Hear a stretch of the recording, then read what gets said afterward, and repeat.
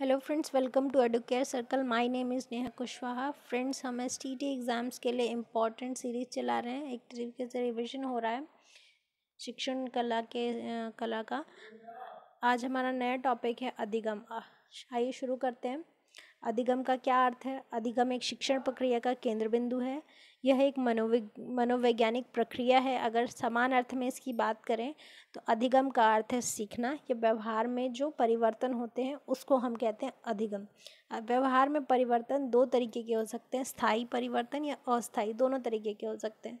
अगर हम बात करें कि व्यवहार में अभिप्रेरणात्मक स्थिति में अगर कोई उतार चढ़ाव आ रहा है तो उसमें जो भी परिवर्तन आएंगे वो अस्थायी होंगे, जिसमें अधिगम नहीं होता है। कहने का अर्थ यह है कि अनुभव एवं प्रशिक्षण के बाद बालक के व्यवहार में जो सुधार आता है उसी को अधिगम कहते हैं।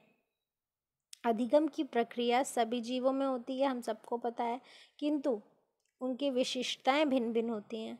अब हम कुछ इम्पॉर्टेंट परिभाषाएं जो एग्जाम्स में पूछी जाती हैं। क्रो के अनुसार आदतों, ज्ञान व अभृतियों का अर्जन ही अधिगम है। गिलफोर्ड के अनुसार व्यवहार के कारण परिवर्तन ही सीखना है। अधिगम की विशेषता क्या है, इम्पोर्टेंस क्या है? ये एक सतत चलने वाली, समायोजित और समस्या समाधान की प्रक्रिया है।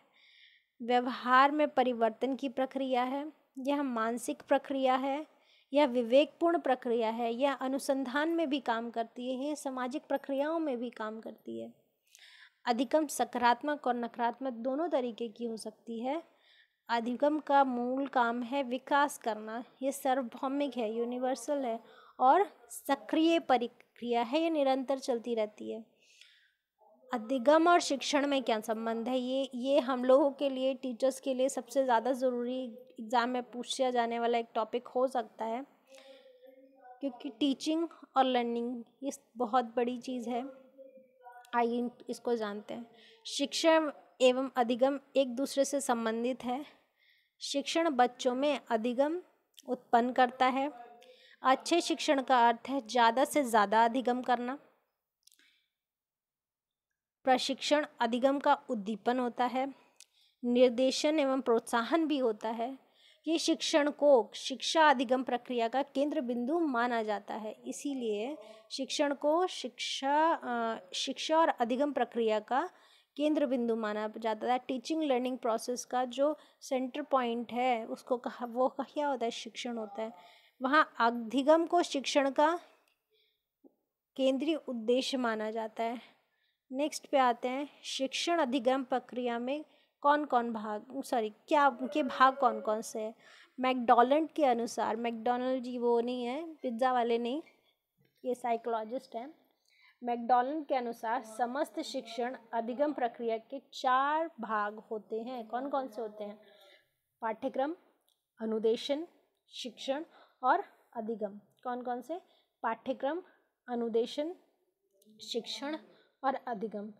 अधिगम के आयाम कौन कौन से हैं? अधिगम के आयाम अनुदेशात्मक योजना के लिए एक अधिगम केंद्रित रूपरेखा या संरचना है, जो कि संज्ञान और अधिगम के क्षेत्र में नवीनतम शोध और व्यवहारिक कक्षागत कार्यनीतियों में परिवर्तन करते हैं।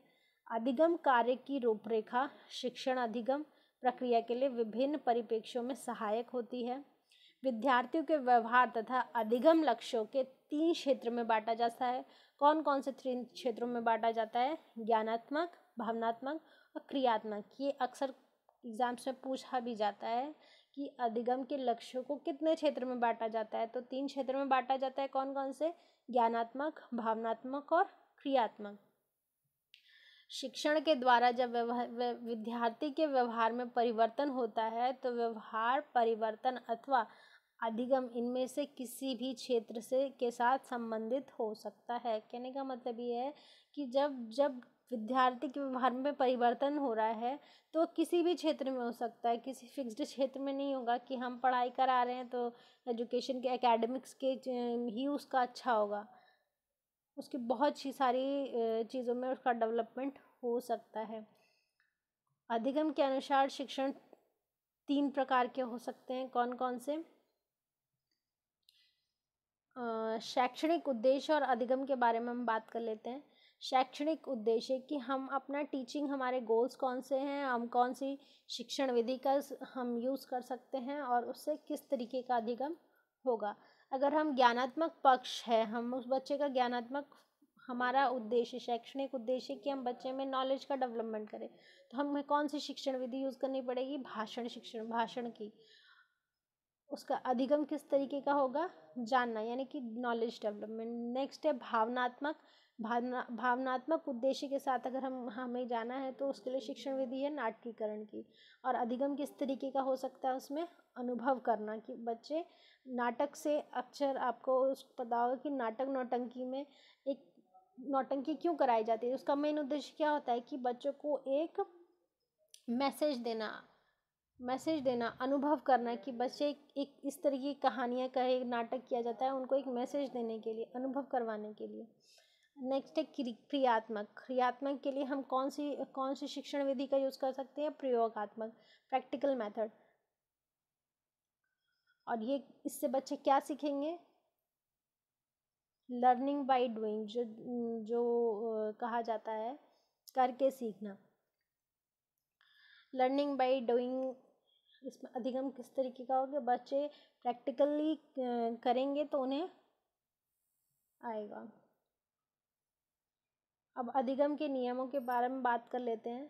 थॉर्नडाइक जी, जिन्होंने अधिगम के नियम दिए हैं, ये एक अमेरिका के प्रसिद्ध मनोवैज्ञानिक हुआ करते थे, जिसने सीखने के कुछ नियमों की खोज की। उन्होंने निम्नलिखित 2 भाग में विभाजित किया। पहले 3 नियम जो मुख्य नियम कहलाते हैं और बाकी के 5 गौण नियम कहलाते हैं।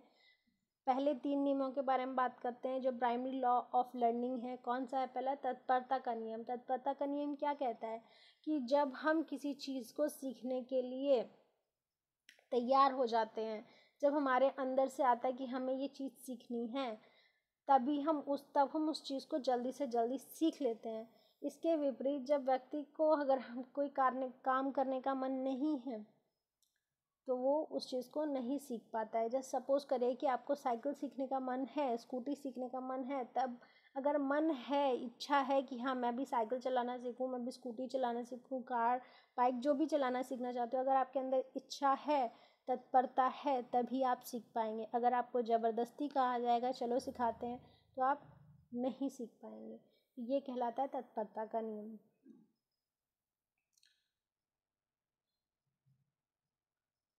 नहीं सीख पाएंगे और धीरे से सीख पाएंगे, टाइम लगेगा। जल्दी से जल्दी अगर आपके अंदर मोटिवेशन है कि हाँ मुझे सीखना है, अगर कोई मोटिवेट कर रहा है, आपके अंदर खुद की इच्छा है, तो आप जल्दी से जल्दी सीख लेंगे। नेक्स्ट है अभ्यास का नियम। अभ्यास का नियम कहने का मतलब यह है कि जब हम मैथ्स के क्वेश्चन में, अगर हम एक ही क्वेश्चन टाइप के क्वेश्चन को, अगर हम एरिया चैप्टर पढ़ रहे हैं, तो हम एरिया चैप्टर पढ़ रहे हैं, अगर हम एरिया चैप्टर के, अगर हम स्पेसिफिक सर्कल के चैप्टर को पढ़ रहे हैं, तो हम सर्कल के चैप्टर के जिस सारे क्वेश्चंस को, एरिया के चैप्टर को हम बार बार प्रैक्टिस करते रहेंगे, तो हम उनको नहीं भूलेंगे जो हमने 9th-10th में एरिया ऑफ सर्कल पढ़ा है।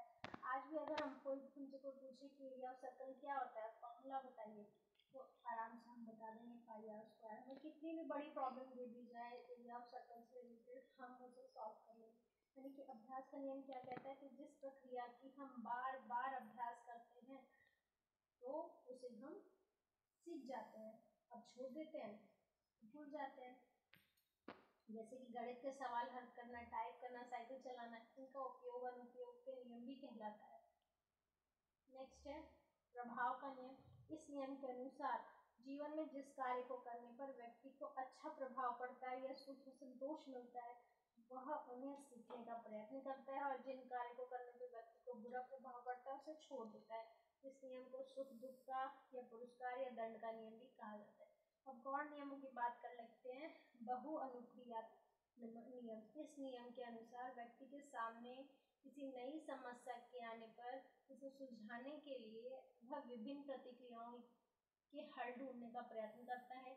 इस प्रतिक्रियाओं करता है, वह प्रतिक्रियाएं तब तक करता रहता है जब तक समस्या का हल न खोजे और उसकी समस्या सुलझ नहीं जाती। इससे उसे संतोष मिलता है। थॉर्नडाइक जी प्रेत एवं भूल के द्वारा सीखने का सिद्धांत बताते हैं। नेक्स्ट है मानसिक स्थिति या मनोवृत्ति का नियम। इस नियम के अनुसार जब व्यक्ति सीखने के लिए मानसिक रूप से तैयार रहता है तो वो शीघ्र सीख लेता है। इसके विपरीत यदि व्यक्ति मानसिक रूप से किसी कार्य को सीखने के लिए तैयार नहीं रहता है तो वो कार्य को नहीं सीख सकता है। आंशिक क्रिया का नियम। इस नियम के अनुसार व्यक्ति किसी समस्या को सुलझाने के लिए उनके क्रियाएं प्रयत्न एवं भूल के आधार पर करता है। वो अपनी अंतर्दृष्टि का उपयोग कर आंशिक क्रियाओं की सहायता से समस्या का हल ढूंढ लेता है। नेक्स्ट है समानता के नियम। इस नियम के अनुसार कि समस्या में प्रस्तुत होने वाले व्यक्ति एवं अनुभव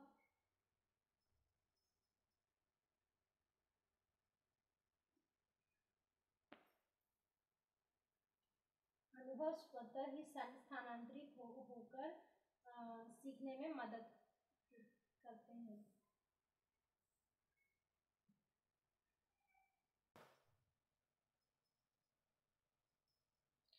नेक्स्ट है साहचर्य परिवर्तन का नियम। इस नियम के अनुसार व्यक्ति प्राप्त ज्ञान का उपयोग अन्य परिस्थितियों में या साहचर्य उद्दीपक वस्तु के प्रति भी करने लगता है। जैसे कुत्ते की मुंह से भोजन की सामग्री को देखकर लार टपकने लगती है, परंतु कुछ समय के बाद भोजन के बर्तनों को देखकर भी लार टपकने लगती है। अधिगम प्रक्रिया को प्रभावित करने वाले कारक कौन कौन से हैं? अधिगमकर्ता से संबंधित कारक, अध्यापक से संबंधित कारक, विषय वस्तु से संबंधित कारक या प्रक्रिया से संबंधित कारक।